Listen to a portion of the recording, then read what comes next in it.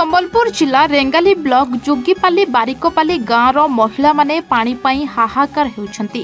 केंद्र सरकार जल जीवन मिशन द्वारा प्रत्येक घर को स्वच्छ पानीय जल जोगाइबा पई केंद्र सरकार तत्पर अछंती। रेंगाली अंचल रे मध्य जल जोगाण पई मेगा प्रोजेक्ट को एही कार्य तुलाइबा पई दिया जायछि। हेले प्रशासनिक अधिकारी अवहेला जो आज पर्यंत पानी पहुंची पारिनी गाँव को। महिला माने बाध्य होई सेमाने गोलिया पानी गाधौथबा पीवा पानी व्यवहार करुछंती। शेषरे बाध्य होई एही मेगा प्रोजेक्ट ऑफिस सम्मुख रे गरा बाल्टी धरी धारणा रे बसिछंती। दीर्घ दिन हेबो एही गाँवर महिला माने पानी पई हंतसंत हुअंती एवं प्रशासन सबु जानी सुनी नीरव पलटि थाए।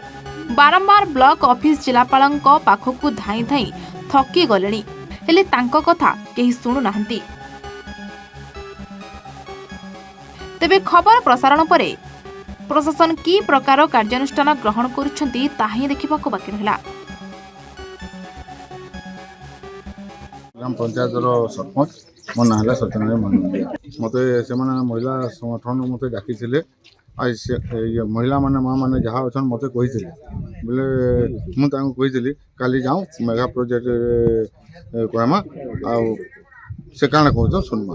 मार्च 2023 रे कनेक्शन देवार कथा गत 21 तारिख रे मीटिंग होता मुझे से जी आम पदाधिकारी में जाइए सागर भी कथा से मत कहले 2-3 दिन पर मुझे कहमी बोले, लेकिन आज होगलान आज्ञा 9 तारिख आज पर्यटन किसी नहीं से माँ मान धरिक धारणा बस।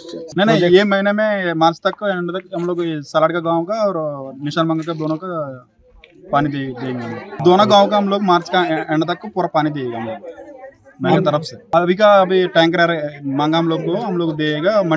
कल से हम लोग पानी अरेंज कर देगा। 3 ट्रक माला प्लान कर रहे हैं हम लोग, जीपी वाइज कर रहे हैं प्लान, उसका हिसाब से हम लोग हो जाएगा। रेंगाली संदीप शर्मा की रिपोर्ट A1 ओडिशा।